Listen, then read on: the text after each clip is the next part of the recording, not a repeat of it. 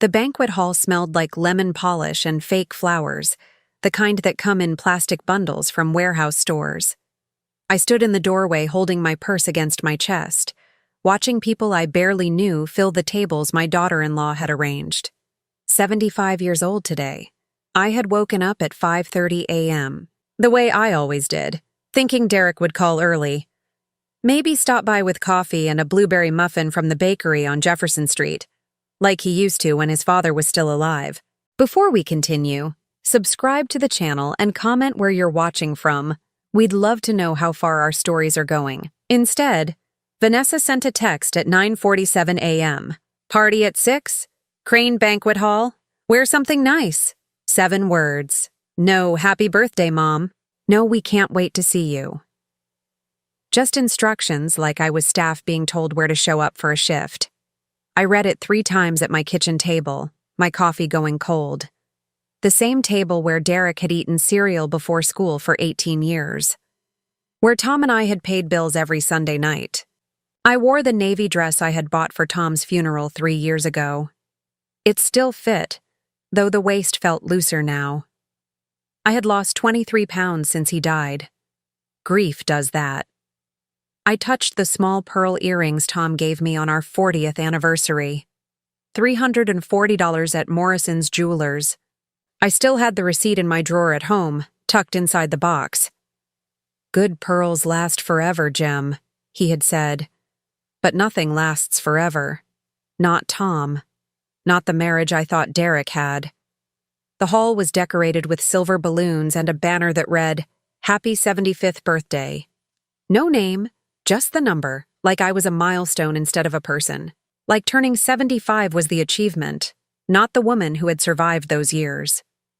Vanessa stood near the entrance in a tight red dress, her blonde hair curled and sprayed into place. She wore heels so high I wondered how she walked. When she saw me, she smiled, the kind of smile that doesn't reach the eyes, the kind that looks right on camera but feels wrong in person. Gemma, you made it, she said. Not Mom, not even Gemma, happy birthday. Just acknowledgement that I had followed instructions and arrived. She didn't move to hug me, didn't take my coat, didn't offer to help me navigate the crowd of strangers in business suits and cocktail dresses. Your seat is over there. She pointed to the far corner of the room, not at one of the round tables with white tablecloths and small centerpieces of roses, not near the cake table where I could see a massive 3-tier cake with gold frosting, not near the gift table or the place where Derek stood talking to people from his accounting firm, laughing at something one of them said. She pointed to a wooden stool pushed against the wall in a dark corner near the emergency exit. A stool. The kind you'd find in a garage or basement. Not a chair. Not even a folding chair. A stool. I'm sorry, what? I asked, thinking I had misheard. Thinking she was pointing past the stool to something else. Your seat. We ran out of chairs at the main tables, so we set that up for you. She paused, then smiled wider. Think of it as practice for the nursing home. She laughed, a high sound that bounced off the walls.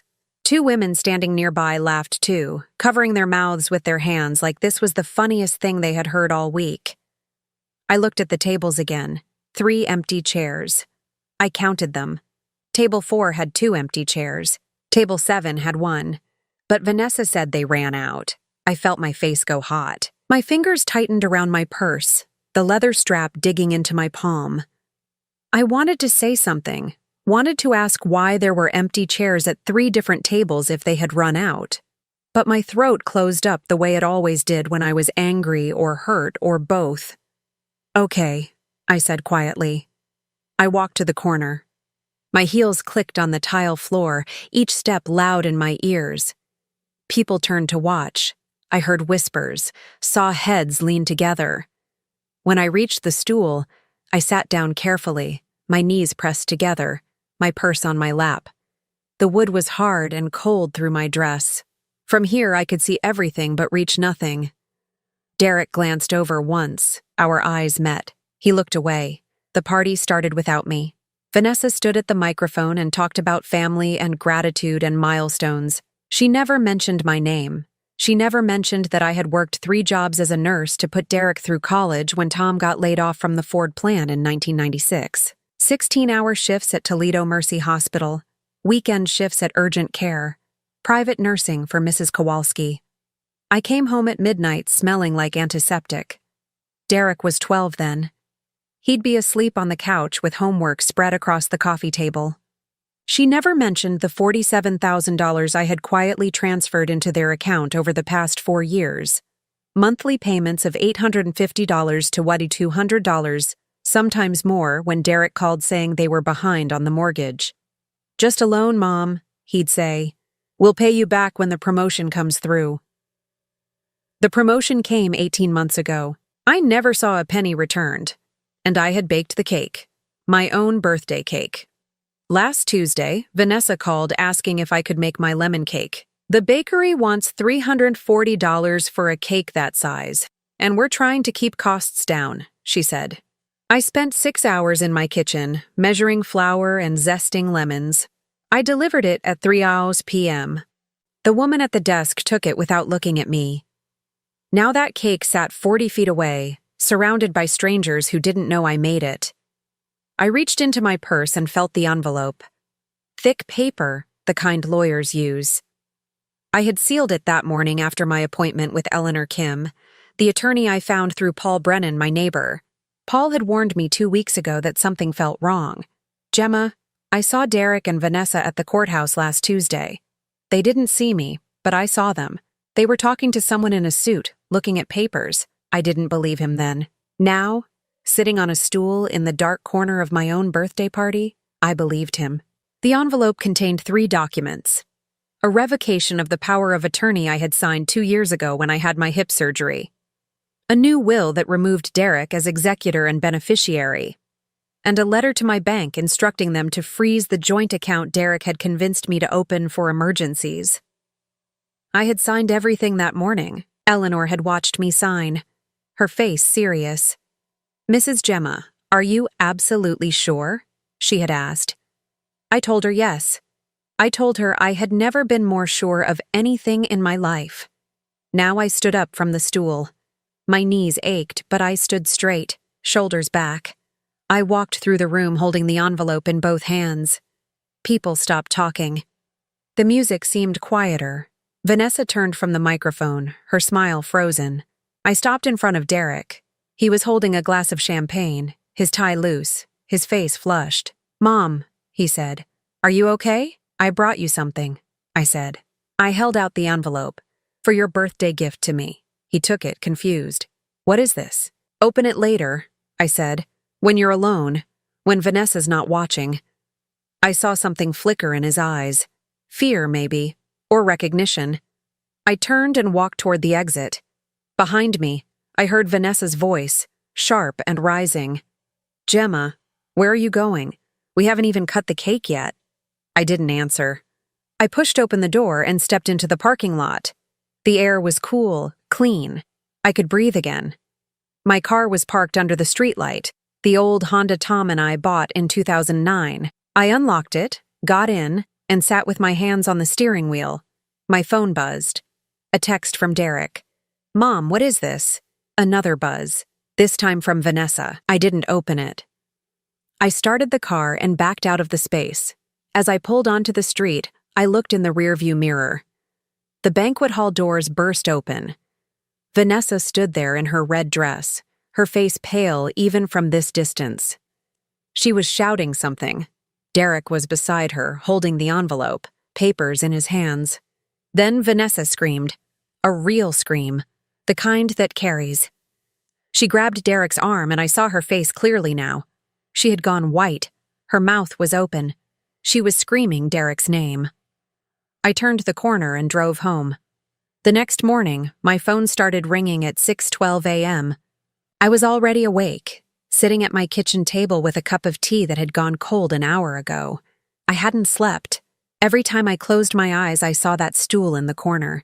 Vanessa's smile, Derek looking away. I let the phone ring. 6 times. 7. 8. It stopped, then started again immediately.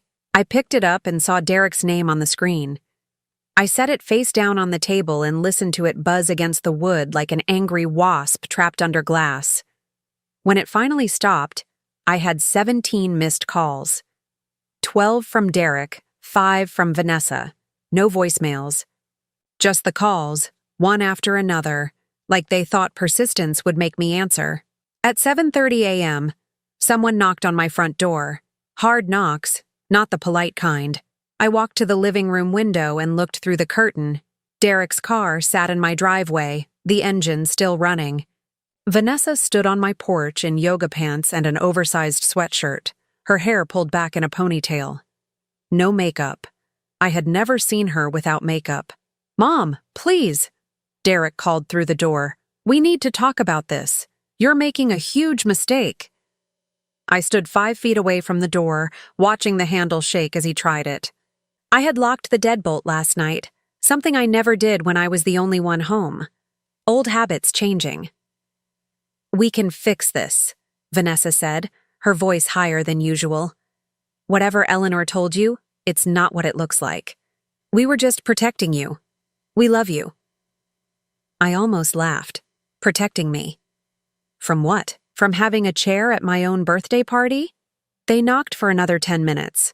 Then I heard Vanessa say something to Derek, her voice sharp, and they left. The car backed out of my driveway, tires squealing slightly on the pavement. I waited until the sound disappeared before I moved away from the window.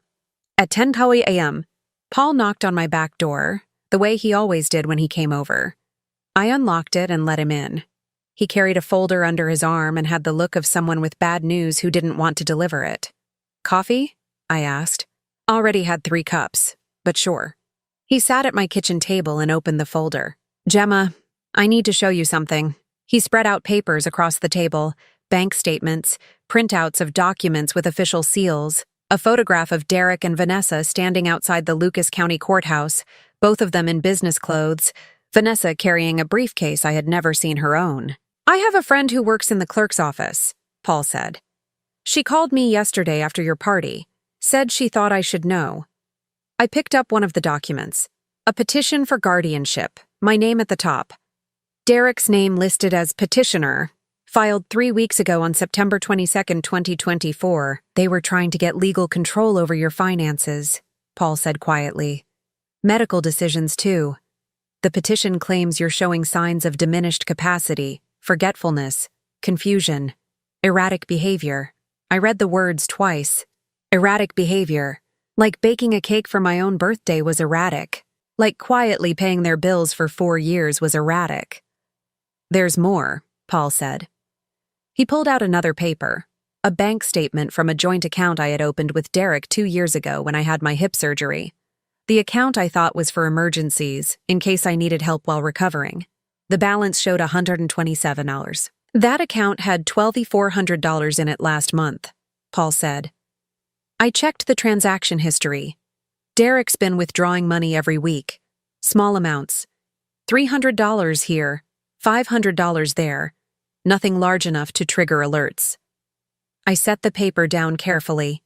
My hands wanted to shake, but I wouldn't let them. "How much total?" "Over the past 18 months, $31,180. The number sat in the air between us. More than half of what I had transferred to help them with the mortgage. Money I thought was going to keep them in their house. Money that had actually just disappeared into accounts I didn't know existed. "Paul, I need a lawyer," I said. "A real one. Not Eleanor. Someone who handles criminal cases." He looked at me for a long moment. "Criminal? That's theft, isn't it? Taking money from a joint account without telling the other person?" "Technically, joint accounts give both people access, so it's legally gray. But combined with the guardianship petition?" He paused. "That shows a pattern. Intent to exploit." At 2 p.m., I met with Robert Morrison at his law office on Adams Street. Eleanor had recommended him, said he handled elder abuse cases and took them seriously. He was younger than I expected, maybe 45, with gray starting at his temples and a firm handshake. "Mrs. Gemma," he said, gesturing to a chair across from his desk. "Eleanor filled me in on the basics, but I need to hear it from you. Everything." I told him about the stool, The nursing home comment, the $47,000 I had sent over 4 years, the joint account that Derek had drained, the guardianship petition. I told him about Katie's wedding last year, the one I paid $8,300 for, the one I wasn't invited to because Vanessa said it was intimate family only. Robert took notes on a yellow legal pad, his pen moving fast. When I finished, he set the pen down and leaned back in his chair. "Here's what I think is happening," he said. "Your son and daughter-in-law are in serious financial trouble. They've been using you as a private bank, and now they're worried you're going to cut them off. The guardianship petition was their backup plan. If they could get legal control, they could access everything. Your house, your savings, your Social Security.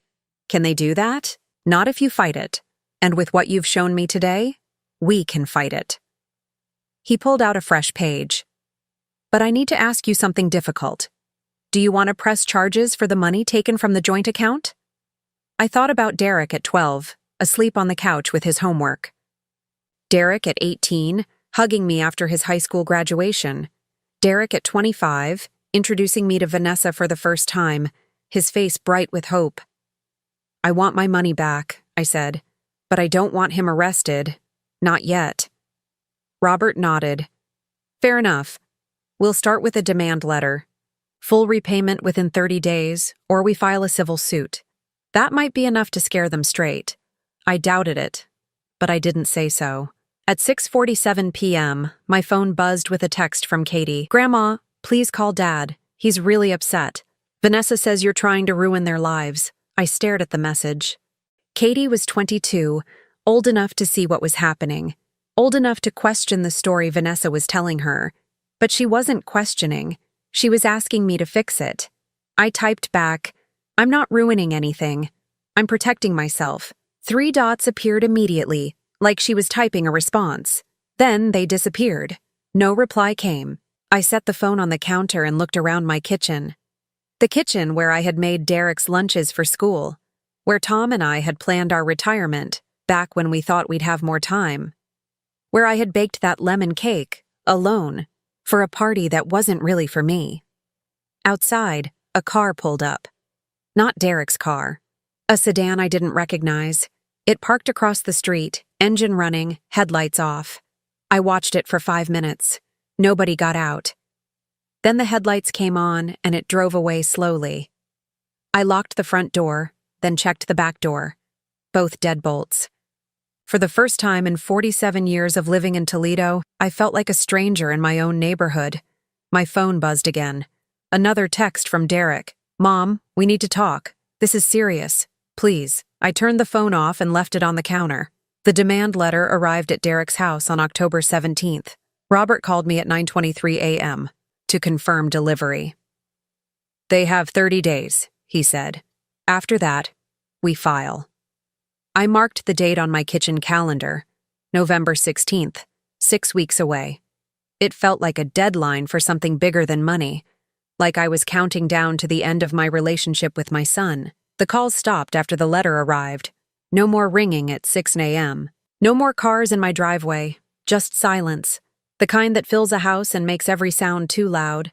The refrigerator humming, the clock ticking, my own breathing. I spent most of October alone. Paul checked on me twice a week, bringing groceries I didn't ask for. Eleanor called every Friday to see if I needed anything. But mostly, I sat in my living room looking at the photo albums I had pulled from the closet. 47 years of my life spread across coffee table books with plastic covers and fading pictures. Derek at 6 months old, wrapped in the blue blanket my mother had knitted.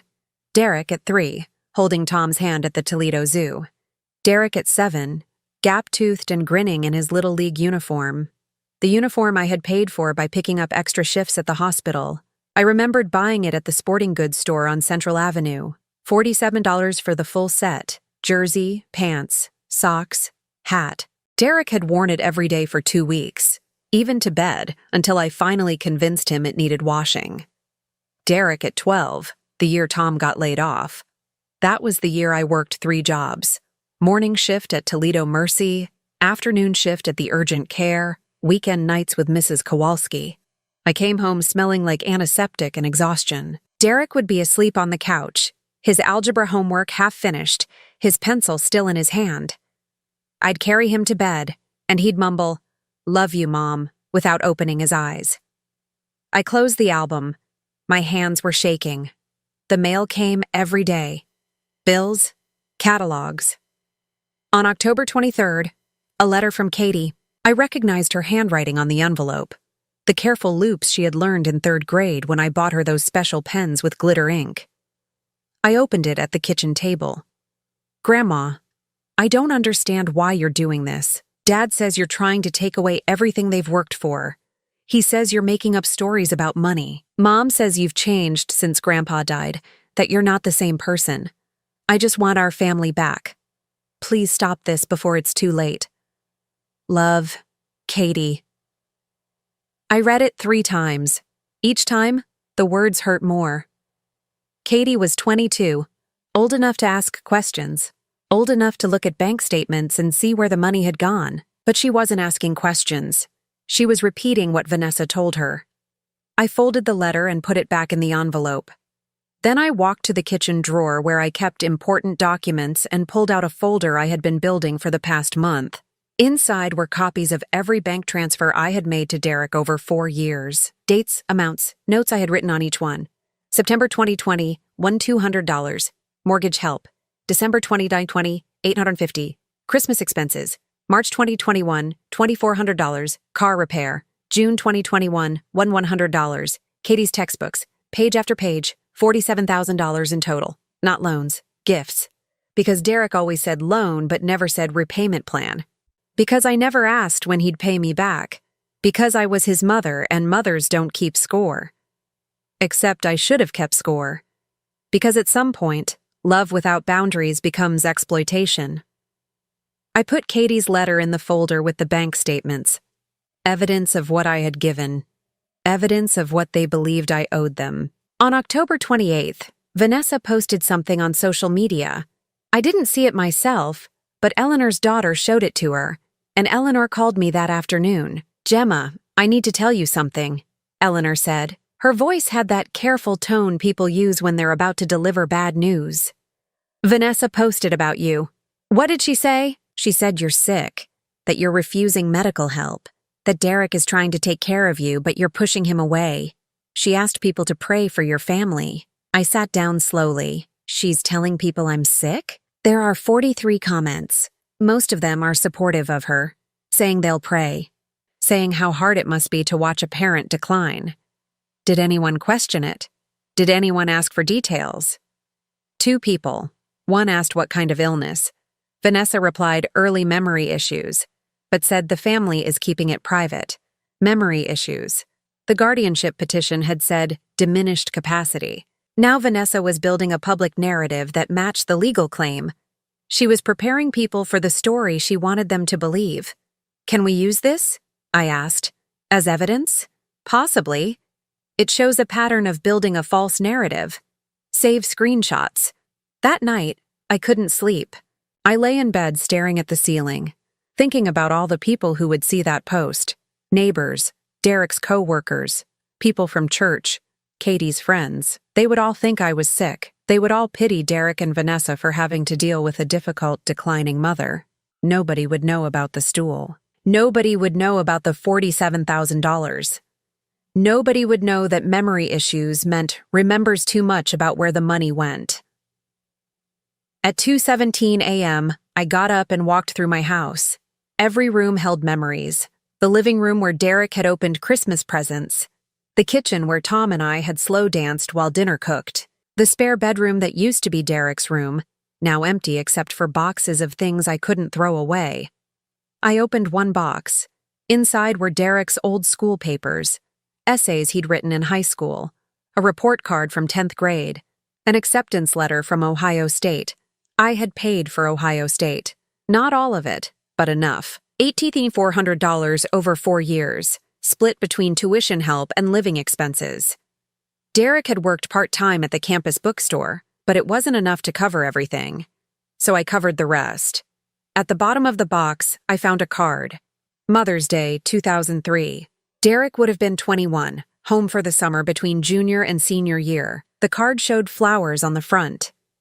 Inside, in Derek's handwriting, "Mom, I know I don't say it enough, but thank you. For everything. For believing in me when I didn't believe in myself. For working so hard so I could have opportunities you never had. I'm going to make you proud, I promise. Love always, Derek." I sat on the floor holding the card. The ink was faded, but the words were still clear. "I'm going to make you proud." Had he made me proud? Yes.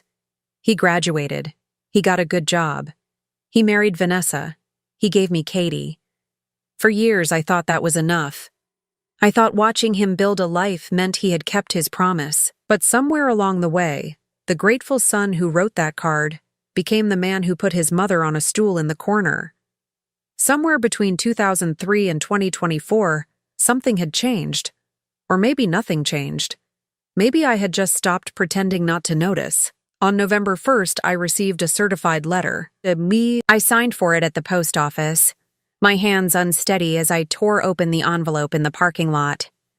Inside was a single page. Typed. Formal.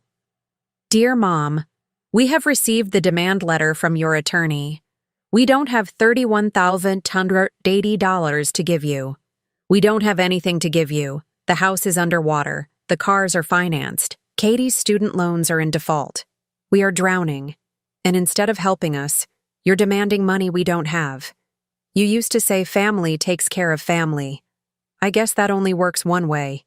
We tried to protect you from yourself. We tried to help you understand that you can't live alone forever, but you chose your pride over your family. You chose strangers over your own son.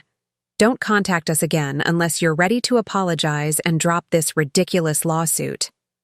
Derek." No, love, Derek. Just his name at the bottom. I read it twice in the car, then drove home and called Robert. "They responded," I said when he answered. "What did they say?" I read him the letter word for word. Robert was quiet for a moment. "Gemma, that letter is an admission." "Of what?" "They're admitting they can't repay the money.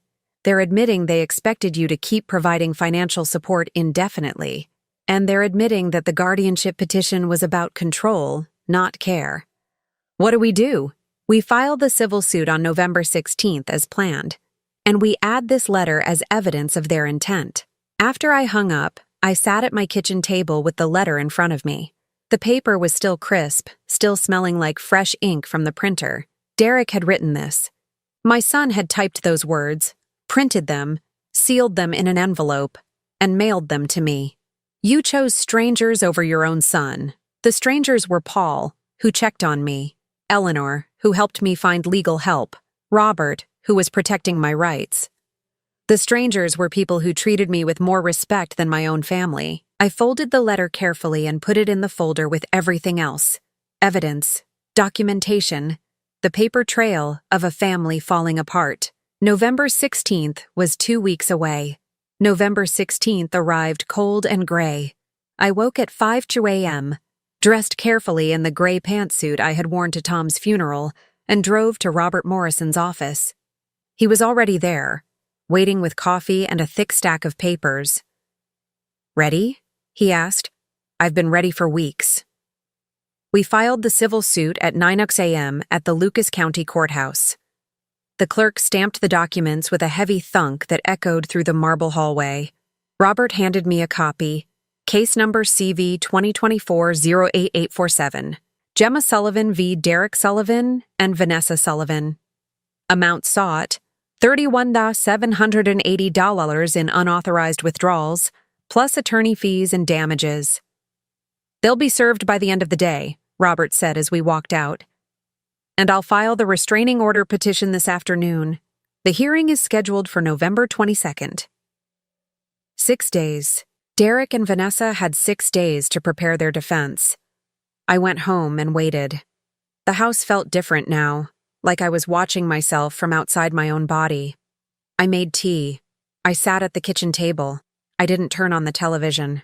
I just sat there listening to the clock tick, wondering what Derek's face would look like when the sheriff knocked on his door. At 4:47 p.m., my phone rang. Unknown number. I answered. Mom? Derek's voice was shaking. What did you do? I filed a lawsuit to recover the money you stole from our joint account. Stole? I didn't steal anything. That was our account. You gave me access. I gave you access for emergencies, not for you to drain it without telling me. Silence. I could hear him breathing, fast and shallow. Mom, please. We can't afford a lawsuit right now. We can't afford a lawyer. We can barely afford groceries. Then you shouldn't have spent $31,780 of my money.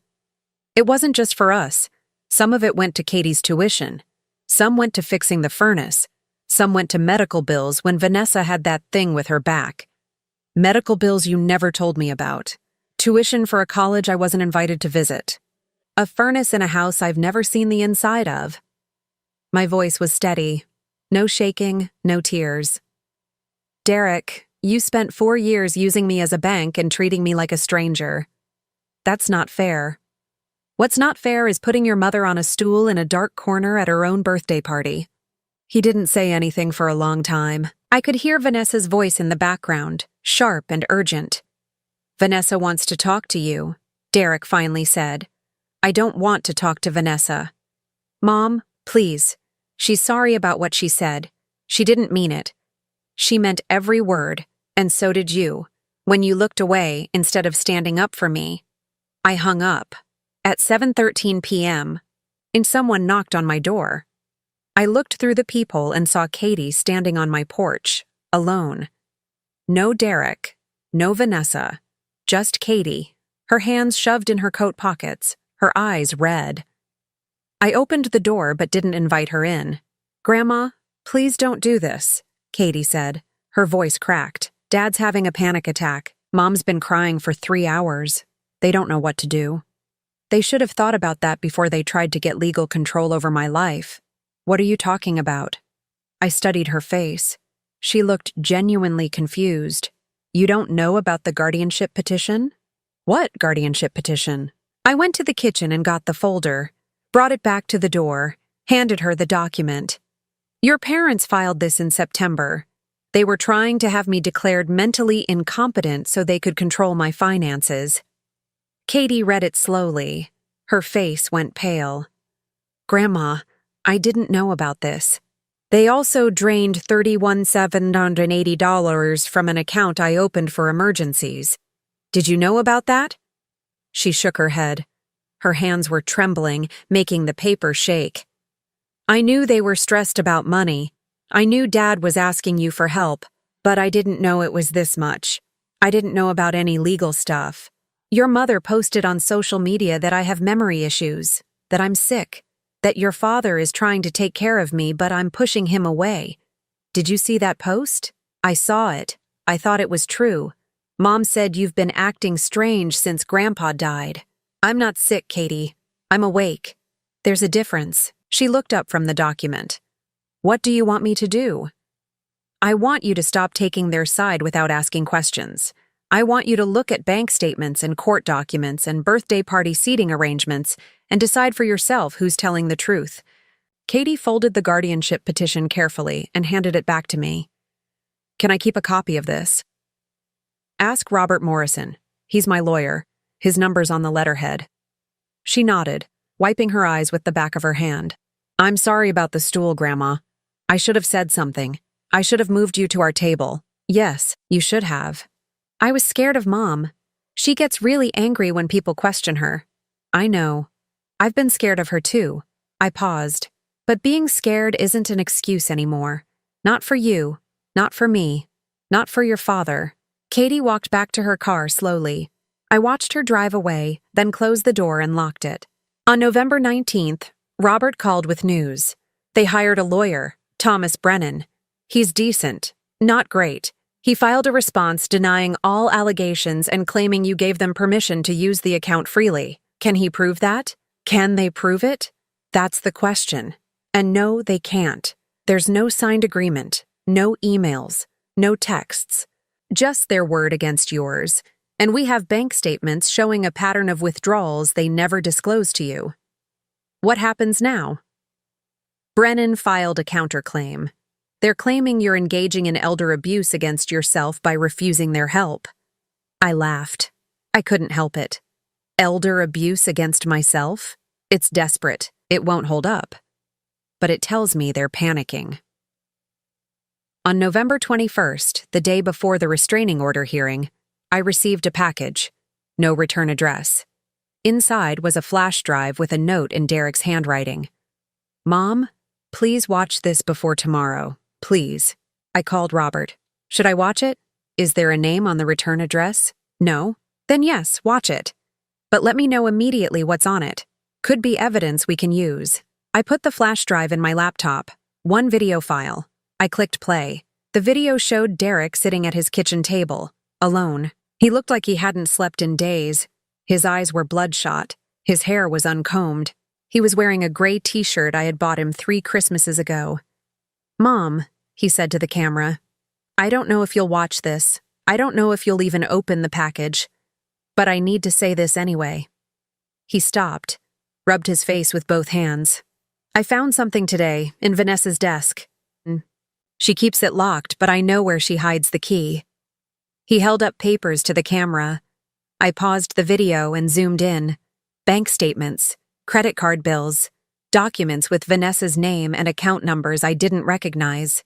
Derek's voice continued. She has a separate account I didn't know about. She's been taking money from our joint account, the one you were putting money into, and transferring it here. $63,000 over 3 years. He set the papers down. I thought the money you were giving us was going to the mortgage, to Katie's school, to bills. That's what Vanessa told me, but it wasn't. She was putting it in this secret account. She was saving it. His voice broke. The guardianship petition? That was her idea. She told me it was the only way to protect you from making bad decisions. She told me you were getting confused, forgetting things. She showed me examples. Times you called and repeated yourself. Times you forgot what day it was. He paused. I believed her, Mom. I believed everything she told me because I wanted to believe her. Because believing her was easier than admitting I married someone who would manipulate me into betraying my own mother. He was crying now. Not quiet tears, full sobs that shook his shoulders. The birthday party, the stool, that was Vanessa's idea too. She said it would be funny. She said you'd laugh about it. She said it was just a joke. He looked directly at the camera. But you didn't laugh. You left. And when you left, she went pale because she knew. She knew what you had in that envelope. She knew you'd figured it all out. He wiped his eyes. I'm not asking you to drop the lawsuit. I'm not asking you to forgive me. I don't deserve forgiveness. I'm just asking you to know that I didn't understand what was happening until it was too late. And I'm asking you to give me a chance to make it right. The video ended. I sat staring at the blank screen for 10 minutes. Then I called Robert. He knows, I said. Derek knows about Vanessa's secret account. That changes everything. The Lucas County Courthouse looked different on November 22nd. Bigger somehow. The marble steps seemed steeper. The brass doors heavier. I climbed them slowly, Robert beside me carrying his briefcase, and pushed through into the lobby where Derek was already waiting. He looked terrible. His suit was wrinkled, like he'd slept in it. His eyes were swollen. When he saw me, he stood up from the bench, but didn't come closer. Just stood there, 10 feet away, like there was an invisible line neither of us could cross. Vanessa arrived 5 minutes later with Thomas Brennan, her lawyer. She wore a navy dress and pearls, her hair pulled back in a neat bun. She looked composed, professional, like she was attending a business meeting, not a hearing that could end with a restraining order against her. When she saw Derek standing near me, her face changed. The composure cracked for just a second. I saw fear flash across her eyes. Derek, she said, walking toward him. What are you doing? I'm testifying, Derek said quietly. Testifying? For who? For the truth. Vanessa's lawyer pulled her aside. They spoke in urgent whispers near the water fountain. I watched Vanessa's face go from confused to angry to panicked. She kept looking at Derek, then at me, then back at Derek. Her hands were moving fast, gesturing, pointing. Thomas Brennan's face was grim. At 10 a.m., we were called into the courtroom. Judge Patricia Hendricks presided, a woman in her 60s with gray hair and reading glasses that hung on a chain around her neck. She looked at the docket, then at all of us. "This is a hearing on a petition for a restraining order," she said. "Mrs. Sullivan, you're seeking protection from your son Derek Sullivan and your daughter-in-law Vanessa Sullivan. Is that correct?" "Yes, Your Honor," I said. "And Mr. Sullivan, you're listed as both a respondent and a witness for the petitioner?" Derek stood. "Yes, Your Honor. I'm here to testify for my mother." Vanessa's head snapped toward him. Thomas Brennan half stood, then sat back down. Judge Hendricks raised an eyebrow but said nothing. Robert went first. He laid out the timeline. The birthday party on September 28th. The guardianship petition filed September 22nd. The $31,780 in unauthorized withdrawals. The demand letter. Derek's response letter. He entered everything into evidence, including screenshots of Vanessa's social media posts claiming I had memory issues. "Your Honor," Robert said, "this is a systematic campaign to isolate Mrs. Sullivan from her community, damage her reputation, and gain control of her finances and property. The respondents have shown a pattern of manipulation, financial exploitation, and emotional abuse." Thomas Brennan argued that I was the one creating conflict, that I had cut off financial support without warning, that I was punishing Derek for marrying Vanessa, that the guardianship petition was filed out of genuine concern, not greed. "Mrs. Sullivan is 75 years old," Brennan said. "She lives alone. She's made erratic financial decisions. My clients were trying to protect her." Judge Hendricks looked at me. "Mrs. Sullivan, do you feel you need protection?" "Yes, Your Honor.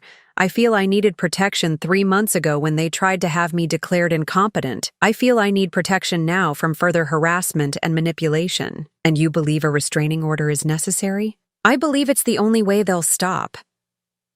Judge Hendricks nodded. "Mr. Robert Morrison, call your first witness." I called Derek Sullivan. Derek walked to the witness stand. He was sworn in, his hand shaking as he placed it on the Bible.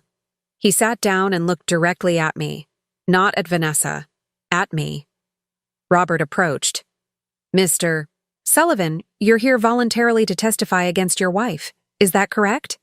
"Yes." "Why?" Derek took a breath. "Because I found out she's been lying to me. About everything." Thomas Brennan stood.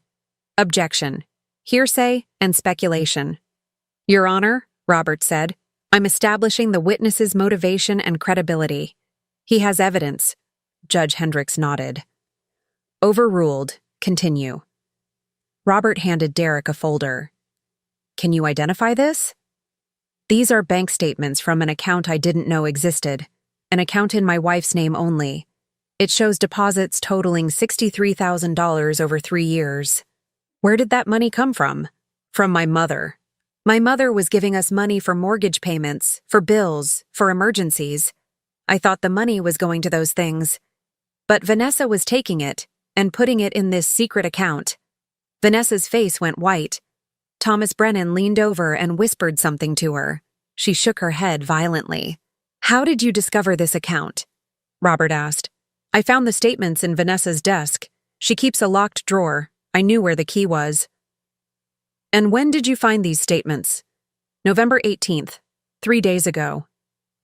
"What did you do after you found them?" "I confronted her. She said it was savings, that she was protecting us. But when I asked why she never told me about it, she didn't have an answer." Robert nodded. "Mr. Sullivan, did you know about the guardianship petition before your mother's lawyer informed you?" "No. Vanessa told me it was just paperwork for emergency medical decisions. She said if something happened to Mom, we needed to be able to help her. She never said it was for declaring her incompetent." "Did you know your mother had been giving you money for years?" "I knew she helped sometimes. I thought it was a few $100s here and there. I didn't know it was $47,000. "Did you know about the birthday party arrangements? The seating?" Derek's voice broke. "I saw the stool. I saw where they put her. I should have said something. I should have moved her to our table. But Vanessa said it was a joke. She said Mom would think it was funny." "Did your mother think it was funny?" "No. She left. and I knew right then that I'd made a terrible mistake. Robert walked back to the table and picked up another document. Your Honor, I'd like to enter into evidence a video recording that Mr. Derek Sullivan provided to his mother on November 21st. He played the video on a laptop. The courtroom was silent as Derek's recorded voice filled the room. His confession, his tears, his admission that he'd been manipulated. When it ended, Judge Hendricks looked at Derek. Mr. Sullivan, are you saying you were unaware of the full extent of your wife's actions? Yes, Your Honor. I knew she wanted Mom's help with money. I knew she was frustrated that Mom lived alone in a big house. But I didn't know about the secret account. I didn't know the guardianship thing was for incompetence. I didn't know she was telling people my mother was sick. Judge Hendricks turned to Vanessa. Mrs. Vanessa Sullivan, do you wish to testify? Thomas Brennan leaned over and spoke to her. She shook her head. No, Your Honor, Brennan said. We rest. Judge Hendricks removed her glasses and rubbed her eyes. I've heard enough. Mrs. Gemma Sullivan, your petition for a restraining order against Vanessa Sullivan is granted. Mrs. Vanessa Sullivan is to have no contact with you, direct or indirect, for a period of 1 year. She is not to come within 500 feet of your residence or workplace. Vanessa stood up. Your Honor, that's not fair. She's poisoned my husband against me. She's destroying my marriage. Sit down, Mrs. Sullivan, Judge Hendricks said sharply. As for Derek Sullivan, given his cooperation with this court and his testimony, I'm denying the restraining order against him. However, Mr. Derek Sullivan, I strongly advise you to maintain appropriate boundaries with your mother and to seek family counseling. Derek nodded. Yes, Your Honor. Judge Hendricks banged her gavel. We're adjourned. Vanessa walked out fast, Thomas Brennan hurrying after her. Derek stood by the witness stand, not moving. I walked over to him. Derek, I said. He looked at me, his eyes red. I'm so sorry, Mom. I'm so sorry for all of it. I don't know how to fix this. I don't know if I can fix this. You can't fix it by staying with someone who lies to you, who manipulates you, who uses you to hurt your own mother. She's my wife. She's a stranger who married you for money I didn't want anyone to know I had. I paused. Derek, you have to choose, her or yourself, because you can't have both. He didn't answer, just stood there, tears running down his face. I walked out of the courtroom and into the cold November air. 3 months passed before Derek knocked on my door again. It was February, cold and gray, the kind of day where the sky presses down on Toledo like a heavy blanket. I saw him through the window, standing on my porch with his hands in his coat pockets, no car running in the driveway. He'd walked from somewhere. I opened the door but didn't invite him in. Mom, he said. His voice was different, quieter. Can we talk? About what? About everything. I looked at him for a long moment. He'd lost weight. His face was thinner, older somehow. There were lines around his eyes I hadn't noticed before. 5 minutes, I said, stepping back to let him in. He sat at the kitchen table, the same chair he'd sat in as a kid doing homework. I made tea, because that's what you do, even when your heart is still breaking. I set a cup in front of him and sat across the table. I left her, Derek said. I filed for divorce the day after the hearing. She fought it, but it went through last week. Where is she now? Oregon. She went back to her family, took the money from the secret account and left. He wrapped his hands around the teacup. I let her have it. All $63,000. I didn't want to fight anymore. And where are you living? I rented a room on Bancroft Street, above the hardware store. It's small. 1 room, shared bathroom down the hall. But it's mine. He paused. I sold the car to pay off some of the debt. I take the bus to work now. I didn't say anything, just watched him. Katie came to see me last week, Derek continued. She said she talked to you after the hearing. She said you showed her the guardianship petition. He looked up at me. She's moving back to Toledo, transferring to University of Toledo for spring semester. She wants to be closer to you. She told me, I said. We've been talking. Mom, I need to tell you something. Derek's voice cracked. I need to tell you what really happened. All of it. I already know what happened. No, you don't. Not all of it. He took a breath. When Vanessa and I got married, I thought I was making the right choice. She was smart, ambitious, confident. Everything I wasn't. She made me feel like I could be more than I was. He stopped, gathering his thoughts. But after the wedding, things changed. She started talking about your house, about how much it was worth, about how you didn't need all that space. At first, I thought she was just being practical. But then she started showing me articles about elder care, about guardianship, about how older people lose capacity. She was grooming you, I said quietly. Yes, she was teaching me to see you differently, to see you as someone who needed saving instead of someone who was fine. He wiped his eyes, and I let her. Because it was easier to believe her than to admit I'd married someone who saw my mother as a financial opportunity. When did you realize? Little things at first. She'd get angry when you called. She'd complain that you were guilt-tripping us when you offered to help. Then the birthday party. He stopped. I saw the stool, Mom. I saw where they put you, and I knew it was wrong. But Vanessa said it was funny. She said you'd understand the joke, and I believed her because I wanted to believe her. And the money? I knew you were helping us. I thought it was a few hundred here and there. I didn't know it was thousands. I didn't know she was taking it and hiding it. When I found those bank statements, everything made sense. Why she was always pushing me to ask you for more. Why she got so angry when you cut us off. He looked at me. She wasn't angry because we needed the money. She was angry because her plan was falling apart. I took a sip of tea. It had gone cold. Derek, you testified against her. You gave me that video. You chose me over her in court. But you should have chosen me 3 months earlier at that party when they put me on a stool in the corner. I know.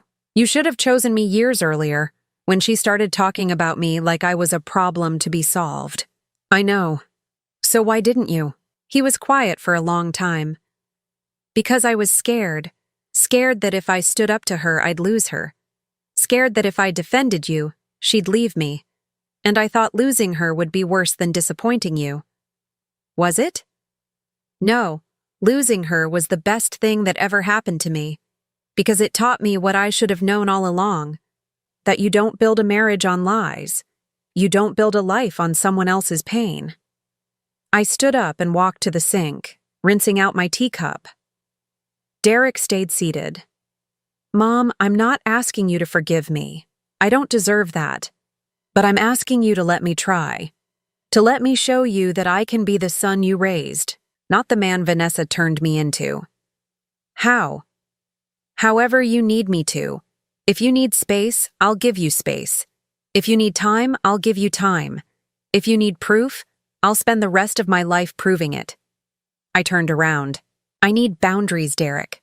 Real ones. The kind that don't bend when someone cries or begs or manipulates. Okay. I need you to understand that my money is my money. My house is my house. My decisions are my decisions. You don't get a say unless I ask for one. I understand. And I need you to understand that trust isn't given, it's earned. And you're starting from zero. He nodded. I understand that too. We sat in silence for a few minutes. Outside, a car drove past, its tires crunching on the salt-covered street. There's something else, Derek said. The civil suit, the $31,780. I don't have it, not all of it, but I want to pay you back. Robert said we could set up a payment plan, $200 a month. It'll take 13 years, but I want to do it. 13 years is a long time. I know, but it's what I owe you, and I need to pay it back. Not because a court says so, because it's right. I thought about the Mother's Day card from 2003. I'm going to make you proud. Maybe he still could. Not today. Not next month. But maybe someday. Okay, I said. Payment plan. $200 a month. First payment due March 1st. Thank you, Mom. Don't thank me. Just show up. He stood up, put on his coat. Can I come back? Next week, maybe? Just to check in? Sunday afternoon, 2 p.m. Not before, not after. I'll be here. He walked to the door, then turned back. Mom, I love you. I should have said that more. I should have shown it more. But I do love you. I know you do, Derek. But love without respect is just words. He nodded and left. I watched him walk down the street, shoulders hunched against the cold, until he turned the corner and disappeared. Then I closed the door, locked it, and went back to the kitchen. On the counter was a letter that had arrived that morning. From Vanessa's lawyer in Oregon, a formal notice that she was dropping her counterclaim in the civil suit. No explanation, just a one-sentence withdrawal. Robert had called earlier to explain. Vanessa accepted a plea deal in exchange for dropping all legal actions against you. She pled guilty to fraud for the secret account, paid a fine, and got 2 years probation. She's not allowed to contact Derek or you. If she violates probation, she goes to jail. Karma, I thought.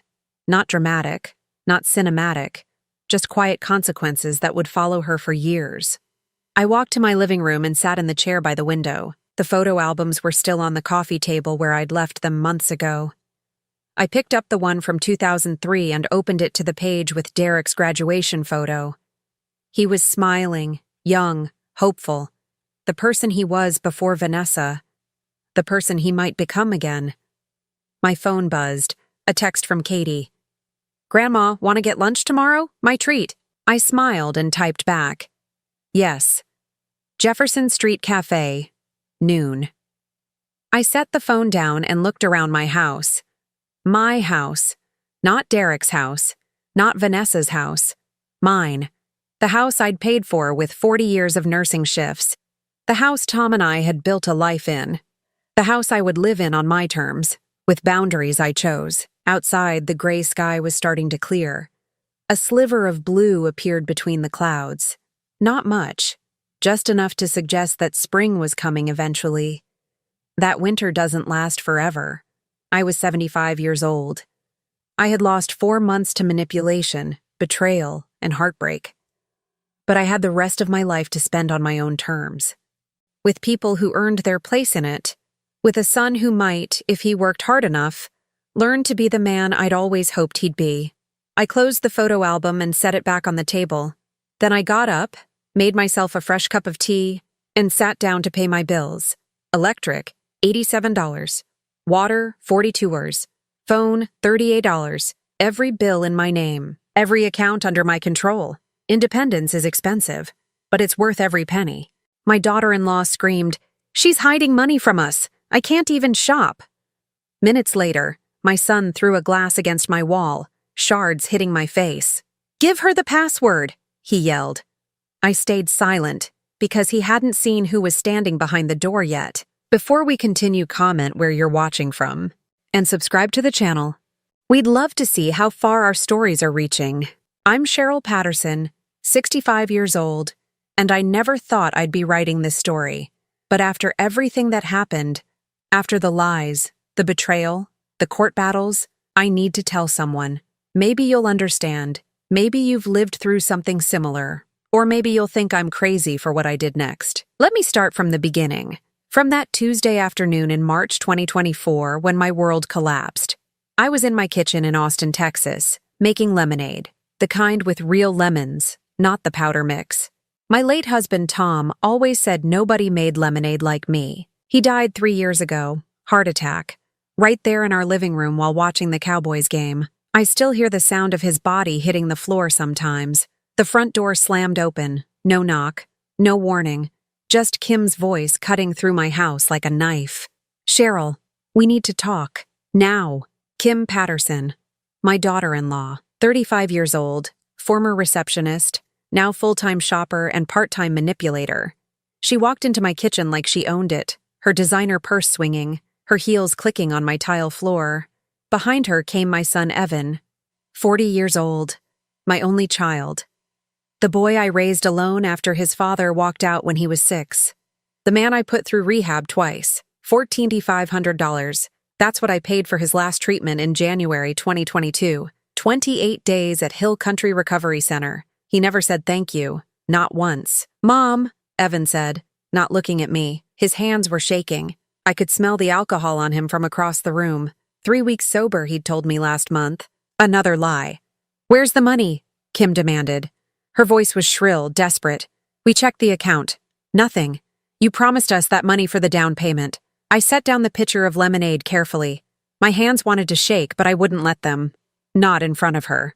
I never promised anything, I said quietly. Bullshit. Kim's face turned red. You said you'd help us with the house. You said it, Cheryl.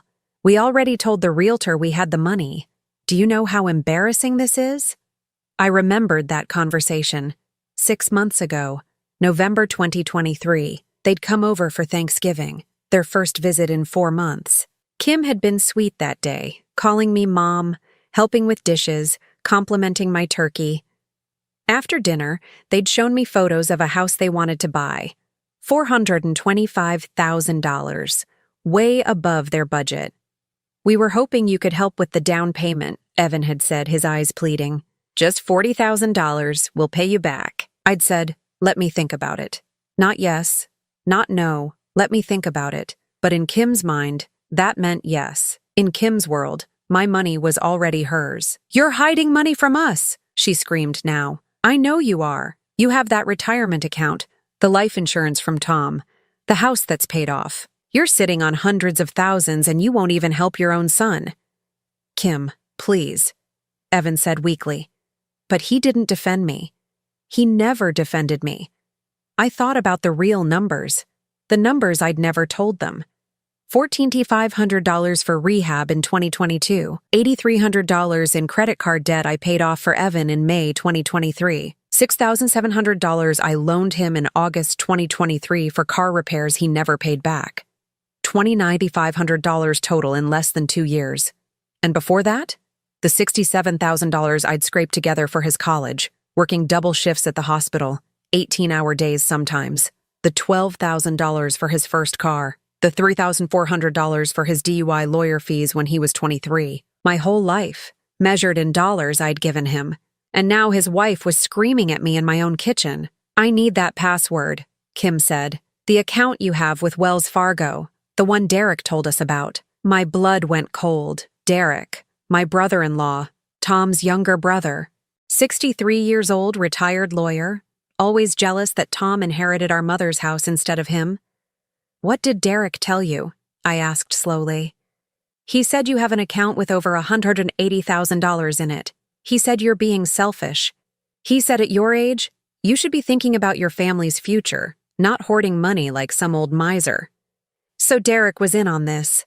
The betrayal spread like poison through my chest. That money is mine, I said. I earned it. Tom and I saved it for my retirement for what? Kim shrieked. You live alone in this house. You don't travel. You don't do anything. You're just going to die and leave it all to who? Some cat charity? Evan finally looked at me then. His eyes were hollow, desperate. The eyes of an addict. Not for drugs this time, for money, for the easy way out. Mom, please, he said. Just give us the password. We need this. No, I said. That's when he grabbed the glass from my counter. The lemonade glass, half full, the one I'd been about to drink from. He threw it, not at me, at the wall behind me. But he threw it hard, violent, and when it shattered, shards of glass sprayed everywhere. I felt them hit my face, my neck, tiny pinpricks of pain. I reached up and touched my cheek, blood on my fingers. My son had made me bleed. Give her the password! Evan roared. He was crying now, his face twisted. Give it to her or I swear to God. Or what? I said quietly. What will you do, Evan? The room went silent. Kim stared at me. Evan's chest heaved. And that's when I smiled. Because I'd heard the front door open 5 minutes ago, heard the footsteps in my hallway, and I knew exactly who was standing behind my kitchen door, listening to every word. I looked at Evan, at Kim, at the blood on my fingers. I think, I said slowly, you should both turn around. They turned, and saw her, standing in my doorway with her phone in her hand, recording everything. The woman standing in my kitchen doorway wasn't police. She wasn't family. She was my neighbor, Carol Henderson, 58 years old, retired teacher, and the one person in this world I'd learned to trust over the past 6 months. She held up her phone, the red recording light still glowing, I got everything, Carol said quietly. Every word, every threat, the glass, all of it. Kim's face went white. Evan stumbled backward, knocking over a kitchen chair. You can't, Kim started. Can't what? Carol stepped into my kitchen, her eyes hard. Can't record people committing assault in my friend's home? Actually, Texas is a one-party consent state. Cheryl invited me over. I'm allowed to record. That part was true. I'd called Carol 20 minutes before Kim and Evan arrived. I'd seen Kim's car pull up across the street, watched her sit there for 10 minutes, probably working up her courage or her rage. I knew what was coming, so I'd called Carol and said, "Come over, don't knock. Just walk in when you hear shouting." Carol had been through this with her own son, drug addict, 20 years clean now, but she remembered the manipulation, the threats, the endless need for money. She understood. "Get out of my mother's house," Carol said to Evan. "Both of you. Now." They left. Kim grabbed her purse and ran. Evan looked back at me once, his face twisted with something I couldn't read. Shame, maybe. Or just anger at being caught. After the door slammed, Carol and I stood in silence. She stopped the recording and immediately uploaded it to her cloud storage, then sent me a copy. "You'll need this," she said, "for whatever comes next." I touched my cheek. The bleeding had stopped, but my face stung. What comes next is me finding out exactly what they're planning. Carol nodded. I'll help however I can. That night, I couldn't sleep. I kept thinking about what Kim had said. Derek told us about the account, my brother-in-law. Tom's brother, the man who'd sat at Tom's funeral and cried, who'd hugged me and said, "Family takes care of family, Cheryl." At 2 a.m., I got out of bed and went to my computer. I logged into my Wells Fargo account. $183,472, my life savings. Money from selling Tom's business after he died. Money from his life insurance. Money I'd saved working as a night nurse for 18 years. Everything was there. Nothing missing. So why did Kim think I was hiding money? I spent 3 hours going through my accounts, my statements, everything. Nothing was wrong. But the way Kim had said it, with such certainty, made me think she'd seen something. Some proof. Some document. Wednesday morning, I called Wells Fargo. "Ma'am," the customer service representative said, "I'm showing 2 accounts under your Social Security number." My blood went cold. 2? Yes.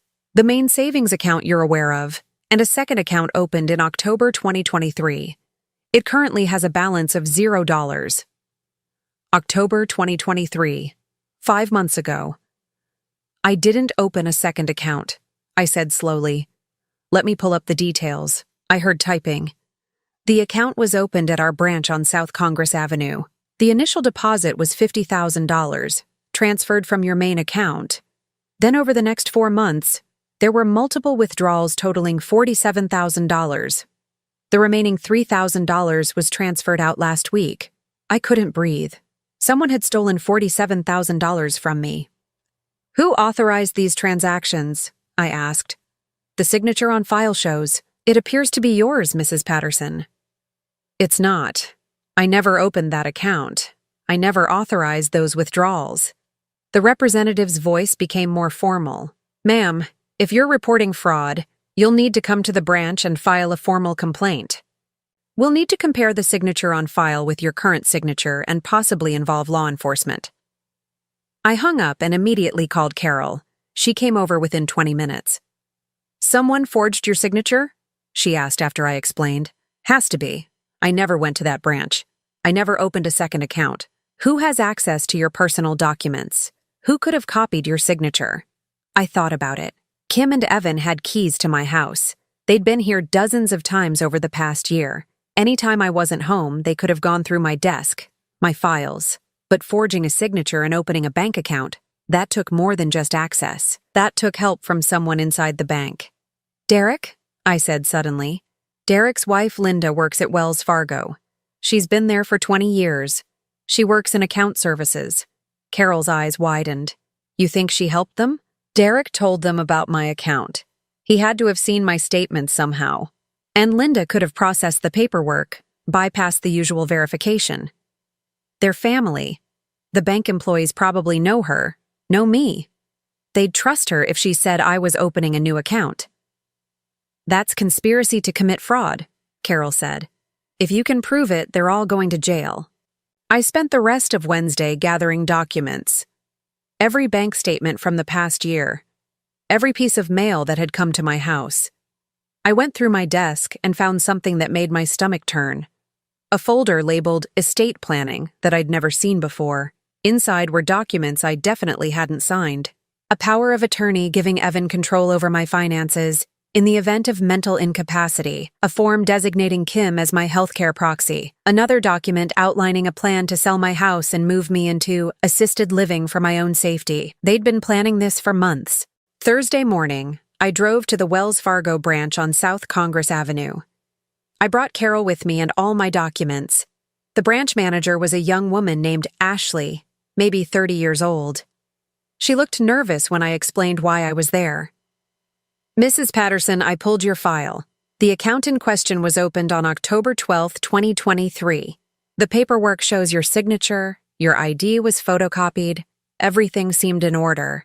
Who processed the account opening? I asked. Ashley hesitated. I'm not sure I'm authorized to. Was it Linda Carter? I interrupted. Linda's maiden name was Carter. She'd kept it at work. Ashley's face told me everything. I can't confirm that without proper authorization. Linda Carter is my brother-in-law's wife, I said. She works here. She's known me for 15 years, and I think she helped my son and daughter-in-law forge my signature and steal $47,000 from me. Ashley stood up. Ma'am, I need to speak with my supervisor. Please wait here. Carol squeezed my hand. This is good. You're getting answers. 20 minutes later, Ashley returned with an older man in a suit. Mrs. Patterson, I'm Robert Freeman, Regional Manager. We've reviewed your account. I'm authorizing a full forensic audit. If fraud occurred, we'll cooperate completely with law enforcement. I'm also freezing all accounts associated with your Social Security number until we complete our investigation. How long will that take? I asked. 72 hours for the preliminary report. I left the bank feeling strange, validated, but also terrified. If what I suspected was true, my brother-in-law and his wife had helped my son rob me. The betrayal wasn't just Kim and Evan, it was family-wide. That afternoon, I tried calling Derek 3 times. He didn't answer. By Friday morning, I still hadn't heard from him. Then at noon, my doorbell rang. I looked through the peephole. Derek stood on my porch, his face red, his jaw tight. I opened the door but kept the chain lock on. You called the bank, he said. Not a question. An accusation. Someone stole $47,000 from me, Derek. They forged my signature. They created a fake account. You're making a huge mistake, Cheryl. Am I? Because the bank's doing a forensic audit, and I have a feeling they're going to find Linda's fingerprints all over this. Derek's face went pale. Linda didn't do anything wrong. She was just trying to help. Help who? Help Evan steal my money? You don't understand the pressure he's under. Derek's voice rose. He's drowning, Cheryl. Kim's spending is out of control. They're about to lose their apartment. He needed that money. So you helped him steal it from me? It's not stealing. That money should be his anyway. When you die, he inherits everything. We just moved up the timeline. My hands shook. Get off my property. Now. You're going to regret this, Derek said. When Linda loses her job, when this family falls apart, you'll regret burning these bridges. He left. I locked the door and immediately called the Wells Fargo fraud department. I told them everything Derek had just admitted. Saturday morning, I woke up to find my credit cards weren't working. All 3 of them declined when I tried to buy groceries at H-E-B. I called the credit card companies. All 3 cards had been reported stolen and canceled. Who reported them stolen? I asked. The report came from an Evan Patterson, listed as your authorized user and emergency contact.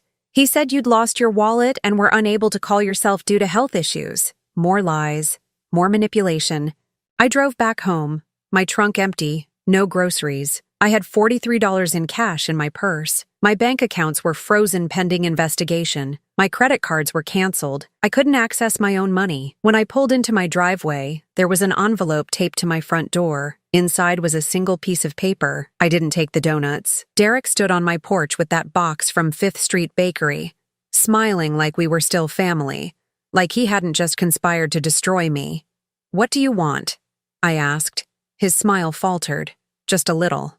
"Cheryl, come on. Can't a guy bring his sister-in-law some breakfast? I heard you and Evan had a rough day yesterday." "How did you hear that?" "Kim called me. She was upset, said you'd gotten a lawyer involved, that things got out of hand." He shifted the donut box to his other hand. "I thought maybe I could help mediate. You know, family helping family." I looked at him, really looked at him. Derek Patterson, 63 years old, retired lawyer, Tom's younger brother. He'd been at our wedding. He'd held Evan when Evan was 2 days old. He'd sat in my living room last Thanksgiving and told me I made the best pecan pie in Texas. And he'd sold me out for what? 30% of an inheritance that wasn't even his? "You told them about my bank account," I said quietly. He blinked. "What?" "No, Derek, don't. I know you did. Kim told me yesterday. You told her I have $183,000 in a Wells Fargo retirement account. You told her I was planning to cut Evan out of my will. You told her to act fast." The color drained from his face. The donut box tilted in his hand. "Cheryl, listen." "No, you listen." My voice didn't shake. I was proud of that. "You accessed my private financial information. You shared it with people who have been financially exploiting me for years, and you convinced them I was a threat so they'd escalate. Why?" He opened his mouth, closed it, opened it again. "It's not like that," he said finally. "I was trying to help Evan. The kid's drowning, Cheryl. He's got debts up to his eyeballs. Kim's spending money they don't have, and you're sitting on all this cash doing nothing with it." "It's my cash." "Tom's cash," Derek corrected. His voice got sharper. "Money that should have been split between both of us when Mom died. But no, she left everything to Tom because he was the favorite. Always the favorite." There it was. 20 years of resentment spilling out on my front porch at 8 in the morning. "So this is about your mother's house?" I asked. "That's why you betrayed me?" "I didn't betray anyone. I'm looking out for Evan because you're too selfish to see he needs help." "Help?" I almost laughed. "Derek, I've given him over $30,000 in 3 years. I paid for his rehab. Twice. I've bailed him out of every disaster he's created. When does help become enabling? When you stop caring about your own son." The words hit like a slap. Before I could respond, a car pulled into my driveway, Sophia's Honda Civic. She got out with her briefcase and her phone, took one look at Derek, and walked straight toward us. "Mr. Patterson," she said coolly, "I'm going to need you to leave Miss Patterson's property." Derek's jaw tightened. "This is a family matter. This is a legal matter," Sophia corrected. "And given that you've been sharing Ms. Patterson's confidential financial information without her consent, I'd suggest you speak to your own attorney before you say anything else." His face went red. "You can't prove I did anything." "Actually," I said, "Kim told me everything yesterday. While Sophia was recording, you told Kim about my accounts. You encouraged her to pressure me, and you signed something." "What did you sign, Derek?" Silence. He wouldn't look at me. "He signed as a witness," Sophia said, "for a mental incompetency petition. Didn't you, Mr. Patterson?" The donut box fell. Donuts rolled across my porch. Derek stared at Sophia like she'd pulled a gun. "How did you—" "I called the courthouse this morning," Sophia said. "Petition filed March 8th. 2 witnesses, Kimberly Patterson and Derek Patterson. You both swore that Cheryl has exhibited signs of mental decline and financial confusion. That's perjury if it's false." "Which it is." Derek backed up a step. "I was trying to protect her." "From what?" I asked. "From keeping my own money?" He looked at me then, really looked at me, and I saw something in his eyes that made my stomach turn. He actually believed it. He actually thought taking my money, taking my freedom was helping me. "You need to leave," Sophia said. "Now." Derek left, didn't pick up the donuts, just got in his truck and drove away. I stood there shaking, not from fear, from rage. "We need to go to the bank," Sophia said. "Right now, before they try anything else." Wells Fargo on Congress Avenue. I'd banked there for 15 years. Same building, same tellers, same manager who always asked about Evan. We walked in at 9:15 a.m. The branch had just opened, 3 customers ahead of us in line. I need to speak to someone about my accounts, I told the teller. Young woman, maybe 25. Name tag said Brittany. Sure, can I have your account number? I gave it to her. She typed, frowned, typed more. 1 moment, please. She picked up the phone, spoke quietly, hung up. Mr. Reynolds will be right with you. Mr. Reynolds was the branch manager, mid-40s, always wore too much cologne. He came out of his office with a concerned smile. Mrs. Patterson, good morning. Let's talk in my office. We followed him back. Sophia stayed close to me. What can I help you with today? Reynolds asked, sitting behind his desk. I need to access my accounts, I said. And I need to know if anyone else has tried to access them recently. He pulled up my information on his computer, studied the screen. His expression shifted. Mrs. Patterson, I see here that there's been a flag placed on your accounts. What kind of flag? A protective hold. It appears someone filed a concern about potential fraud or undue influence. He looked uncomfortable. In cases like this, we temporarily restrict access until the situation is resolved. My heart stopped. Who filed the concern? I can't disclose that information, but was it Derek Patterson? Sophia interrupted. Or Kimberly Patterson? Reynolds didn't answer, which was answer enough. When was this filed? I asked. March 9th. Yesterday. While I was discovering the phantom account. While I was realizing how deep this went. They'd already moved to lock me out of my own money. I need that restriction removed immediately, I said. This is financial abuse. Mrs. Patterson, I understand you're upset, but we have protocols. If there's a legitimate concern about mental capacity or exploitation, there isn't, Sophia cut in.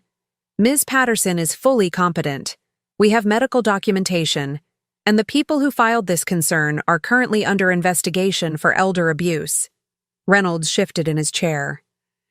I'll need to see that documentation. We'll provide it, Sophia said. But in the meantime, Ms. Patterson needs access to her funds. She has bills to pay. I'm sorry, but until this is resolved through proper channels, I can't. How long? I asked. My voice sounded hollow. These situations typically take 7 to 10 business days to review.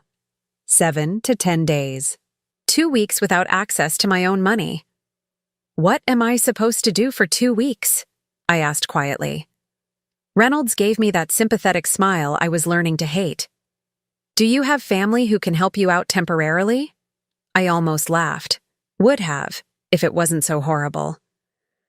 My family, I said slowly, is the one who did this to me. We left the bank. I felt numb. Sophia was on her phone, calling someone, talking about injunctions and emergency hearings. I wasn't really listening. I got in her car. She drove me home. I can't buy groceries, I said. My cards won't work. I have maybe $40 cash in my purse. We'll fix this, Sophia said. I promise. But she couldn't promise that. Because even if we fixed it legally, even if we got my money back, I couldn't unsee what I'd seen. Derek in my driveway with donuts and lies. That bank manager smiling while he told me I couldn't access my own accounts. Evan throwing that glass. Kim screaming. I couldn't unsee any of it. When we got to my house, there was an envelope taped to my front door. Sophia grabbed it before I could. Opened it.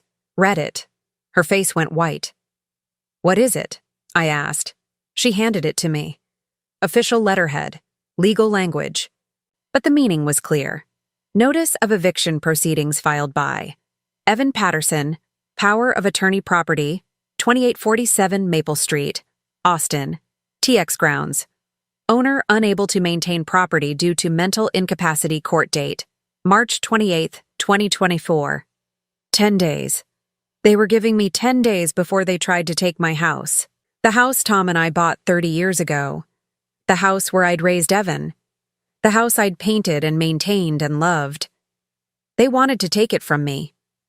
I sat down on my porch steps, stared at that notice, at the words mental incapacity in black and white. When did Evan get power of attorney? I whispered. Sophia was already calling someone. I heard her say fraudulent and forged signature and emergency restraining order. But I wasn't listening anymore. I was thinking about Evan at 6 years old, crying because his father left. Me holding him, promising him I'd never leave him, that he'd always have a home with me. And now he was trying to take that home away. Cheryl. Sophia crouched in front of me. Listen to me. He doesn't have power of attorney. He can't have. You never signed anything, right? No, I said. Never. Then it's fraud. We can prove it, but we need to move fast. I looked at her. This woman I barely knew. This neighbor who'd jogged past my house 3 times a week for 6 months. Why are you helping me? I asked. She smiled sadly. Because this happened to my grandmother, and nobody helped her. And by the time we figured it out, it was too late. She stood up, held out her hand. Come on, she said. We have work to do. I took her hand, let her pull me up, and for the first time since this started, I felt something other than grief. I felt anger. Cold, clear, purposeful anger. Sophia worked fast. By noon that same day, we were in her home office. She'd converted her spare bedroom into a workspace, desk covered in files, 2 monitors, a printer that smelled like hot toner. Her golden retriever, Max, slept in the corner. Okay, she said, pulling up documents on her computer. The power of attorney they filed is a forgery. Has to be. You never signed anything, right? Never. Good. We'll need a forensic document examiner to prove it. I know someone in Houston, Dr. Sarah Chen. She's testified in federal court. Expensive, but worth it. How expensive? $3,200 for the full analysis and court testimony. I thought about my frozen accounts, about the $40 in my purse, about not being able to buy groceries. I'll figure it out, I said. Sophia studied me. I can front the cost. You can pay me back when we unfreeze your accounts. You barely know me.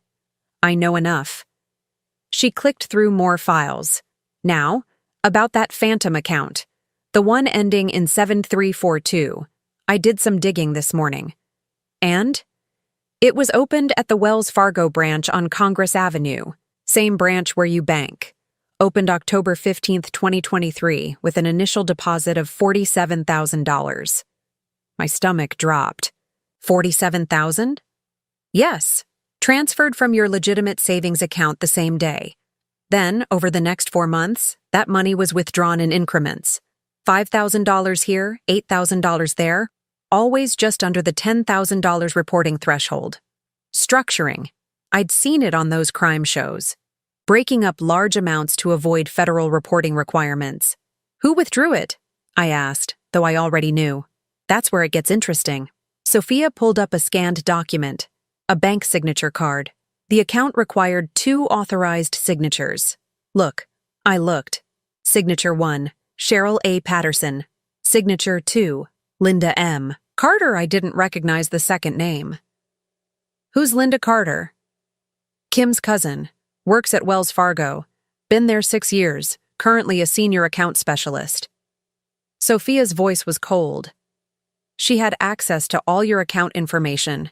She could create new accounts, transfer funds, forge signature cards, and she did. The room tilted. Kim's cousin, a bank employee, someone I'd probably walked past dozens of times without knowing she was robbing me. How do we prove the signatures are forged? I asked. Dr. Chen, she'll analyze the signature cards, compare them to your real signatures, testify that they're forgeries. Sophia leaned back. But here's the thing, Cheryl. Once we prove forgery, this becomes a criminal case, not just civil. Fraud, identity theft, conspiracy. Linda Carter will face felony charges. So will Kim. So will anyone who knowingly benefited from the stolen money. Evan, I said quietly. Yes. If he knew where the money came from, he's an accomplice. I thought about that. About my son going to prison. About Kim in an orange jumpsuit. About Linda Carter losing everything. Do it, I said. All of it. Sophia didn't blink. You're sure? Because once we start down this road, they threw a glass at my face. They tried to lock me out of my own accounts. They forged documents to steal my house. They've stolen $47,000 from me. My voice didn't shake. I'm sure. Okay. Sophia pulled out her phone. I'm calling Dr. Chen now. Then we're filing an emergency motion to freeze all accounts that received funds from your stolen account. Kim's accounts, Evan's accounts, Linda's accounts, everything. They'll panic. Good. Sophia smiled. Cold smile. Lawyer smile. Let them panic. Dr. Chen drove up from Houston the next morning. Older woman, maybe 60, with reading glasses on a chain and the methodical manner of someone who'd spent decades examining tiny details. She spread the signature cards on my dining table, set up a magnifying lamp, took photographs, compared them to my real signatures on old checks, tax returns, my driver's license. See this? She pointed to the forged signature with a pen. The pressure is wrong. Your real signature has heavier pressure at the beginning of letters, lighter at the end. This one is uniform throughout. That suggests someone copying slowly, carefully, rather than writing naturally. Could it be that my signature just changed over time? I asked. Look at the capital P in Patterson. She showed me 3 signatures side by side, 2 real ones from 2022 and 2023, and the forgery. Your real signatures have this distinctive loop at the top of the P. The forged one doesn't. That's a fundamental structural difference, not age-related variation. So it's definitely a fake? Without a doubt. I'd bet my career on it. She pulled out a tablet, started typing notes. I'll have the full report ready in 48 hours. With this evidence, you have an extremely strong criminal case. After she left, Sophia made coffee. We sat at my kitchen table, the same table where Kim had screamed at me 4 days ago. What happens next? I asked.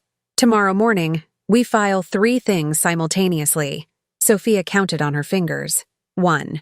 Emergency motion to unfreeze your legitimate accounts. 2.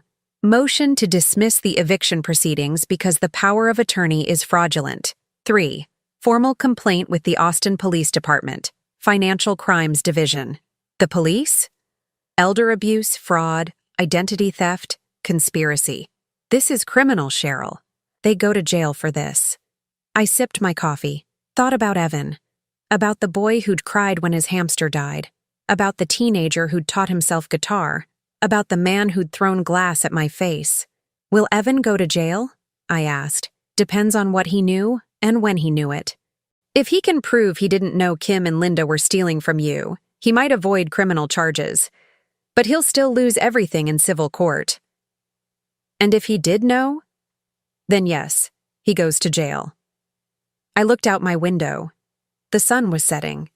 Orange light across my backyard, across the garden Tom and I had planted 15 years ago. Do you think I'm a bad mother? I asked. Sophia was quiet for a long moment. I think you're a mother who's been abused for years and finally decided to fight back. That's not bad. That's survival. The emergency hearing was scheduled for March 18th, 8 days after Kim screamed in my kitchen. Judge Patricia Morrison, 62 years old, former prosecutor, reputation for being tough but fair. She sat behind the bench with reading glasses and a coffee mug that said, World's Okayest Judge. Sophia presented our case, the forged signatures, Dr. Chen's preliminary analysis, the phantom account, the stolen $47,000. The opposing counsel, a young guy in a too-big suit representing Evan and Kim, tried to argue that this was a family misunderstanding and that civil remedies were more appropriate than harsh criminal proceedings. Judge Morrison cut him off. Counselor, I've been on the bench for 18 years. I've seen a lot of family misunderstandings. This isn't one of them. She looked at the documents. This is systematic financial exploitation of an elderly woman by people she trusted. The signatures are clearly forged. The account was clearly created without Ms. Patterson's knowledge or consent. And $47,000 is clearly missing. She looked up. Motion granted. Ms. Patterson's legitimate accounts will be unfrozen immediately. All accounts that received transfers from the fraudulent account are hereby frozen pending criminal investigation. The eviction proceeding is dismissed with prejudice. She banged her gavel. And counselor? Tell your clients they should retain criminal defense attorneys. Today. We won. I walked out of that courthouse with Sophia, and for the first time in a week, I could breathe. Your accounts will be accessible by end of business today, Sophia said. You can get groceries, pay bills, live your life. What about Kim and Linda? Their accounts are frozen. No access until the criminal investigation concludes. Could be months. I thought about that. About Kim unable to shop. About Linda unable to pay her bills. About them feeling what I'd felt. Good, I said. That afternoon, I went to the bank, not to see Mr. Reynolds. He'd been reassigned after Sophia filed a formal complaint about his handling of my case. The new branch manager was a woman named Patricia Hernandez. Younger, sharper, apologetic. Ms. Patterson, I'm so sorry for what happened. We take elder abuse very seriously, and we're conducting an internal investigation into Ms. Carter's activities. Is she here? I asked. She's been placed on administrative leave pending the criminal investigation. I nodded, started to leave. Then I saw her, Linda Carter, walking out of the back offices carrying a box. Personal items, photos, a coffee mug, a potted plant. She saw me, froze. Ms. Patterson, she said. Her voice shook. I can explain. Don't, I said quietly. Don't say anything to me. Save it for your lawyer. It was Kim's idea. She said you'd never notice. She said you had so much money. I said don't. She was crying now, mascara running down her face. I'm going to lose everything. My job, my house, my... Good, I said. Now you know how it feels. I walked past her, went to the ATM, withdrew $200 cash, just because I could. Behind me, I heard Linda Carter sobbing into her box of desk plants. I didn't look back. That night, my phone rang. Unknown number. I almost didn't answer, but something made me pick up. Mom? Evan's voice. Rough, broken, like he'd been crying. Don't hang up, he said quickly. Please. I need to talk to you. About what? About everything. About Kim, about the money, about... His voice cracked. Mom, I didn't know. I swear to God, I didn't know what Kim and Linda were doing. I thought the money was from Kim's family. I thought... You thought wrong. I know, and I'm so sorry. For the glass, for the screaming, for all of it. Mom, I'm 3 weeks sober. For real this time. I'm going to meetings every day. Evan. Stop. Silence. You threw a glass at me, I said quietly. You made me bleed. You stood there while Kim screamed at me. You signed an eviction notice to take my house. The eviction was Kim's. I don't care whose idea it was. You signed it. You chose her over me. I was drunk. I wasn't thinking. You're always drunk, I said. Or high, or desperate. And I'm always cleaning up the mess. $31,200, Evan. That's how much I've given you in 3 years. And you've never once said thank you. He was crying now. I could hear it in his breathing. What do you want from me? He asked. What can I do to fix this? I looked around my kitchen. At the table where we'd eaten breakfast when he was little. At the growth chart still marked on the doorframe. At the photo on the fridge of 6-year-old Evan on his first day of school. I don't know, I said honestly. I don't know if you can fix this. Please, he whispered. Mom, please, I need you. No, I said. You need my money. There's a difference. I hung up, and I didn't cry. The preliminary hearing was set for April 2nd, 2 weeks after I hung up on Evan. Travis County Criminal Court, downtown Austin. I arrived with Sophia at 8:45 a.m. The hearing was at 9 Psi. Early spring morning, air still cold, sun just starting to warm the concrete. Derek was already there, standing outside the courthouse smoking a cigarette. He looked like he'd aged 10 years in 2 weeks. Gray skin, wrinkled suit, hands shaking. He saw me, dropped the cigarette, crushed it under his shoe. Cheryl, he said, I need to talk to you. You can talk to my lawyer, I said, walking past him. He grabbed my arm, not hard, just desperate. Please, please, I need to tell you something before this starts. Sophia stepped between us. Mr. Patterson, remove your hand. He let go, looked at me with eyes that were red, like he'd been crying. It was my fault, he said, his voice cracked. All of it. Evan, Kim, the accounts, everything. It was me. People were walking past us. Other lawyers, defendants, families, everyone pretending not to listen while listening to everything. "Let's go inside," Sophia said quietly. We found a small conference room on the 3rd floor. Derek sat across from me, Sophia beside me taking notes. "Talk," Sophia said. Derek put his hands on the table, looked at them like they belonged to someone else. "After Tom died," he started, "I was angry, so angry, because our mother left everything to him.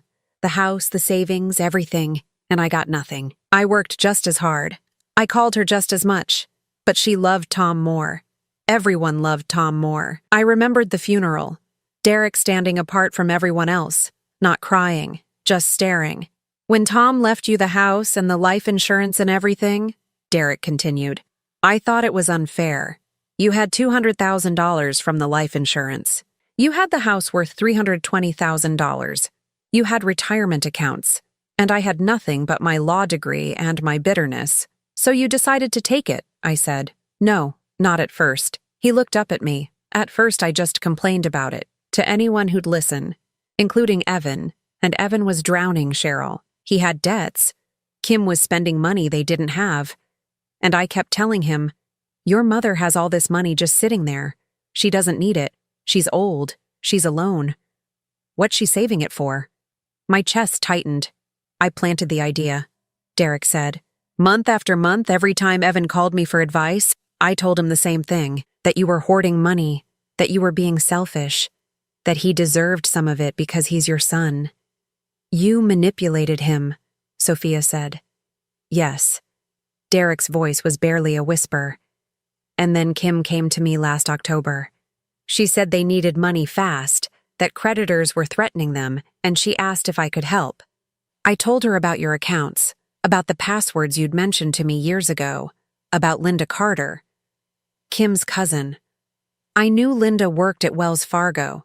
I'd met her at a family party, and I thought—" He stopped, swallowed. "I thought if we could just access some of your money, just enough to help Evan and Kim get back on their feet, it wouldn't matter. You'd never notice. You had so much. You thought stealing $47,000 wouldn't matter," I asked. "I didn't think of it as stealing. I thought of it as early inheritance, money that would eventually go to Evan anyway. It's not inheritance if I'm still alive," I said. "It's theft." Derek closed his eyes. I know that now. But at the time, I convinced myself I was helping family, that I was fixing an old injustice, that Tom would have wanted Evan to have help. "Don't you dare," I said quietly. "Don't you dare use my husband's name to justify what you did." He flinched like I'd hit him. "I signed the mental incompetency petition because Kim told me you were acting confused," he said. "She said you'd been making strange financial decisions, that you needed protection. I believed her because I wanted to believe her. Because if you were incompetent, then taking the money wasn't really stealing. It was protecting you from yourself. But I wasn't incompetent," I said. "No, you were smarter than all of us." He looked at me. "And now Kim and Linda are facing federal charges. And Evan's life is destroyed. And it's my fault. All of it is my fault." Sophia tapped her pen on her notepad. "Are you willing to testify to all of this in court?" "Yes." "Against Kim Patterson? Against Linda Carter?" "Yes." "Understanding that your testimony will likely result in their conviction and incarceration?" Derek nodded slowly. "I don't want to be a lawyer anymore anyway. After this, they'll disbar me. I'll lose my license, my reputation, everything. But maybe if I tell the truth, maybe Evan can avoid prison. Maybe he can save himself." "Why do you care about saving Evan?" I asked. Derek met my eyes. "Because he's Tom's son, and I failed Tom in life. I won't fail him in death." The hearing started at 9:15. Judge Morrison again. Same reading glasses, different coffee mug. This one said, "I'm surrounded by idiots." The prosecutor was a woman named Rachel Chen. No relation to Dr. Chen, the forensic examiner, but equally sharp. Mid-30s, perfectly styled black hair, voice like a knife.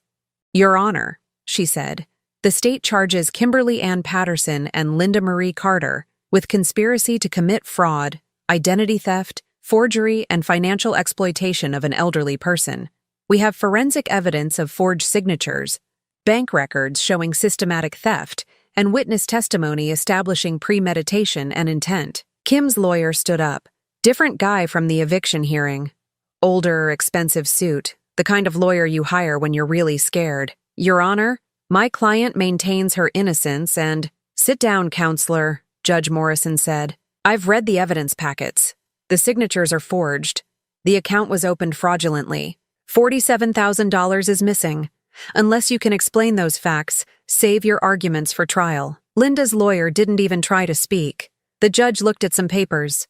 I'm ordering both defendants to remain in custody without bail pending trial. Given the sophistication of the fraud and the risk of flight, bail is denied. Kim gasped. Her lawyer leaned over, whispered something urgent. Your Honor, he said, Ms. Patterson has no prior record. She's not a flight risk. She stole $47,000 from an elderly woman using insider bank access and forged documents, Judge Morrison interrupted. That suggests both sophistication and premeditation. Bail denied. The bailiff led Kim out. She looked at me as she passed. Not angry, not defiant. Terrified. They arrested her at the bank. I wasn't there to see it, but Sophia got the details from the prosecutor. Kim had gone to Wells Fargo on Congress Avenue the day after the hearing, trying to access accounts that were frozen. She'd made a scene, screaming at the new manager, demanding her money. The police had been waiting. They arrested her right there in the lobby, in front of 20 customers, in front of the same tellers who'd processed her fraudulent withdrawals for months. Patricia Hernandez, the new manager, called Sophia afterward. I thought you'd want to know, she said. Ms. Patterson was carrying designer shopping bags when we arrested her. $11,000 worth of handbags and clothes, purchased with Ms. Patterson's stolen money. The police seized the bags as evidence. Kim had been shopping with my money the same day she got out of custody. Sophia showed me photos from the arrest. Kim in handcuffs, mascara running, designer purse on the floor beside her, security footage showing everything. The prosecutor wants to use this at trial, Sophia said. Shows lack of remorse, ongoing attempts to access stolen funds, conspicuous consumption. Will it help? I asked. It'll bury her, Sophia said. Evan called me that night. I almost didn't answer, but something made me pick up. Mom, his voice was different, sober, clear. I need to see you. Why? Because the prosecutor wants me to testify against Kim, and I need to know if you want me to. We met at a coffee shop on South Lamar, neutral ground. Sophia came with me, sat at a different table, gave us space but stayed close. Evan looked terrible, thinner, pale, wearing clothes that didn't fit right. But his eyes were clear, really clear, for the first time in years. I'm 31 days sober, he said. Meetings twice a day. Got a sponsor. Got a job washing dishes at a restaurant on 6th Street. Good for you, I said. I meant it. The prosecutor says if I testify against Kim, if I tell them everything I know about the fraud, they'll give me immunity. No charges. Clean slate. And if you don't, then I'm an accessory. Conspiracy charges. 3 to 5 years. I looked at my son, at the man who'd thrown glass at my face, at the boy who'd once made me breakfast in bed for Mother's Day. What do you know? I asked. He took a breath. I know Kim and Linda planned it. I know they opened the account without telling me. I didn't know about the $47,000 until after it was gone. But you benefited from it. Yes. He didn't look away. Kim paid off my credit cards with it, bought the car we were driving, paid 3 months of rent. I didn't ask where the money came from because I didn't want to know. That's still theft, Evan. I know. The prosecutor knows too. That's why they're offering the deal. They want Kim and Linda more than they want me. What do you want? I asked. He looked at me, really looked at me. I want my mother back, he said. I want to be the kind of man who deserves to have a mother like you. I want to be sober and employed and honest. I want to not be this person anymore. That's a lot of wants. I know. His voice cracked. But Mom, I need to know. If I testify against Kim, if I tell the truth about everything, will you ever forgive me? I sat there looking at my son, thinking about all the years, all the money, all the lies. I don't know, I said honestly. I don't know if I can forgive you, but I know I can't forgive you if you don't tell the truth. So if you're asking for permission to testify, You have it. Not for me, for you. He nodded, wiped his eyes. Okay, he said. Okay, I'll do it. He stood up, started to leave, turned back. Mom, I'm sorry for everything. I know sorry doesn't fix it, but I am. I know, I said. He left. Sophia came over, sat down across from me. That was hard, she said. Yeah. You okay? I thought about it. About Evan testifying against his wife. About Kim in jail. About Derek's confession. About everything that had happened in 3 weeks. I don't know, I said. But I'm still standing. The trial lasted 3 days. Kim's lawyer tried everything. Argued she'd been manipulated by Linda. Argued she'd only wanted to help her struggling husband. Argued that the $47,000 was a misunderstanding about family expectations. The jury didn't buy it. Evan testified on day 2. Stood at that witness stand in a button-down shirt I'd bought him when he graduated high school, the only nice thing he still owned, and told the truth. Kim told me the money came from her parents, he said. I believed her because I wanted to believe her. I didn't ask questions because I knew if I did, the answer might be that we were stealing from my mother. And when did you learn the truth? Rachel Chen asked. When the police froze our accounts. When I saw the bank statements showing transfers from an account in my mother's name. When I realized my wife and her cousin had forged my mother's signature and stolen almost $50,000. How did that make you feel? Evan looked at me. I was sitting in the front row with Sophia. Like I'd failed the only person who ever really loved me, he said. Kim's lawyer tried to discredit him on cross-examination, called him an alcoholic, called him unreliable, suggested he was only testifying to save himself. Mr. Patterson, the lawyer said, isn't it true that you benefited directly from this stolen money? Yes, Evan said. And isn't it true that you're only testifying now because you were given immunity? Yes. So we're supposed to believe you're suddenly honest? Evan looked at the lawyer. I'm not suddenly honest. I'm suddenly sober. There's a difference. The courtroom was quiet. For 3 years, Evan continued, I let my addiction and my wife's greed turn me into someone I didn't recognize. Someone who could throw a glass at his own mother. Someone who could sign an eviction notice. Someone who could watch his mother bleed and not help her. His voice broke. So no, I'm not suddenly honest, but I'm trying to be, and that has to start somewhere. The jury came back in 4 hours. Guilty on all counts. Kim got 5 years. Federal prison, no early release. Linda got 4 years plus permanent prohibition from working in banking. I watched them led away in handcuffs. Kim crying. Linda silent. I felt nothing. No triumph, no satisfaction, just tired. Derek lost his law license in June, disbarred for conspiracy to commit fraud and for signing false documents. The hearing took 20 minutes. He didn't fight it. 2 weeks later, I saw him driving an Uber. Downtown Austin, picking up passengers on 6th Street. He saw me too. Looked away fast. I thought about Tom. About how Derek had carried his brother's casket at the funeral. About how jealousy can rot you from the inside until there's nothing left but bitterness. I didn't wave. I sold the house in July. The big house on Maple Street where I'd raised Evan, where Tom had died, where Kim had screamed at me. I sold it to a young couple with twins. They loved the backyard, loved the kitchen, loved the growth chart still marked on the doorframe. Are you sure you want to leave that? The wife asked, pointing at the marks. Evan, 3 years old. Evan, first day of school. Yes, I said. Let it stay. Maybe it'll bring you better luck than it brought me.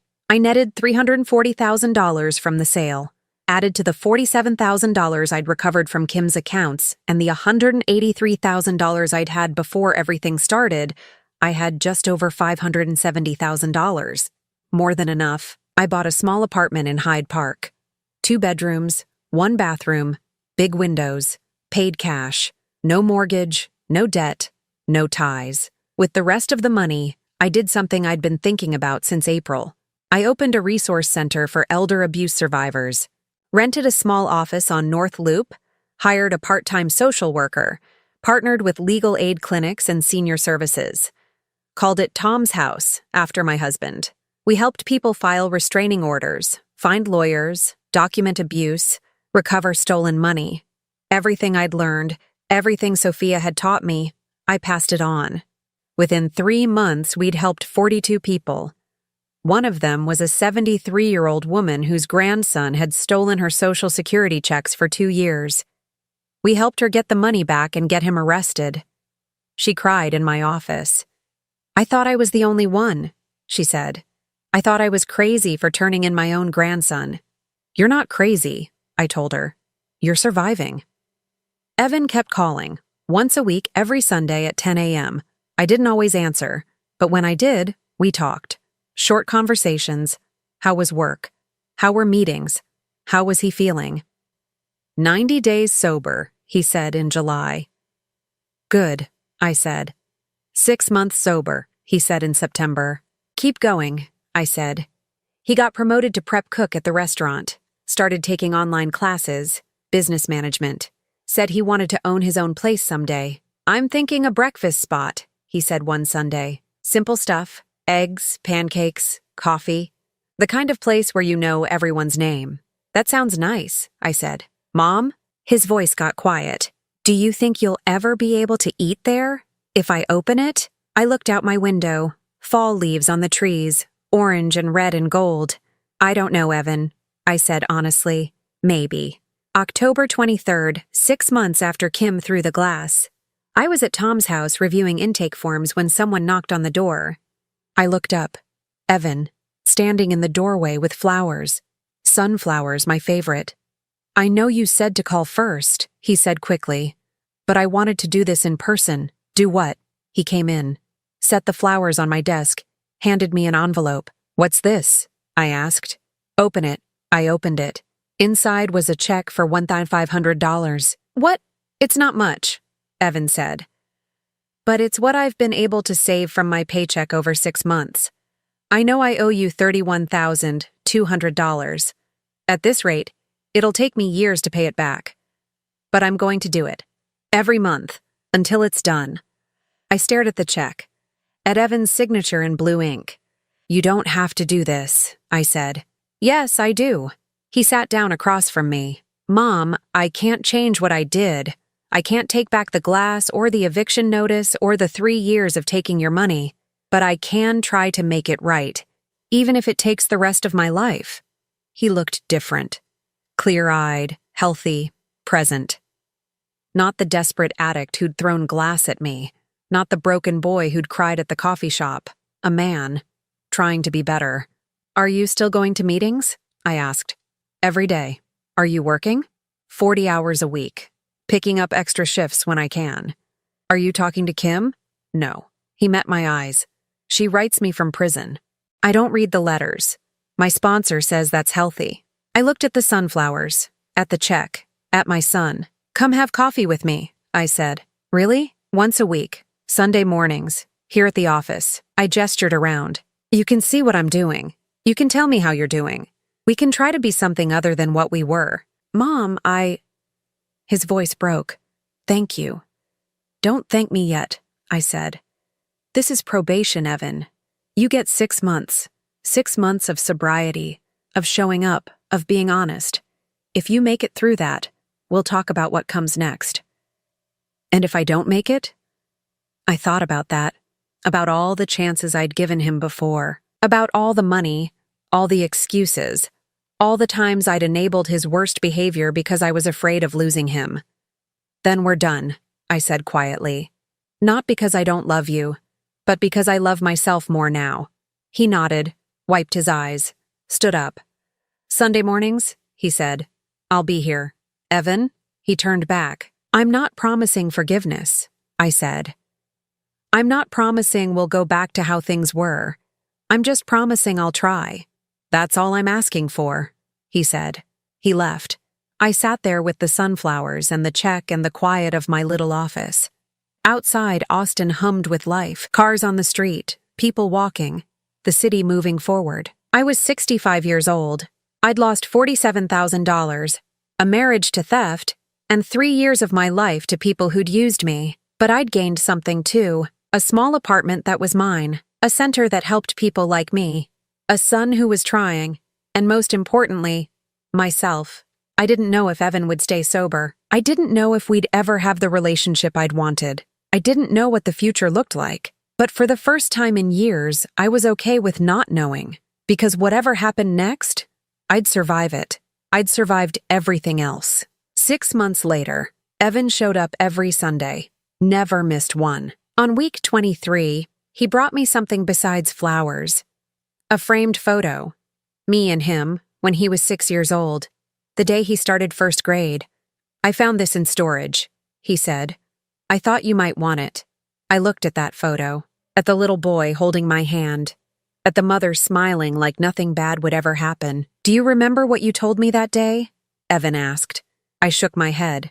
You said, Evan, no matter what happens, I'll always be proud that you're my son. He swallowed hard. I want to be the kind of man who deserves that again. I set the photo on my desk, next to the sunflowers he brought every week. You're getting there, I said. And I meant it. Call to action.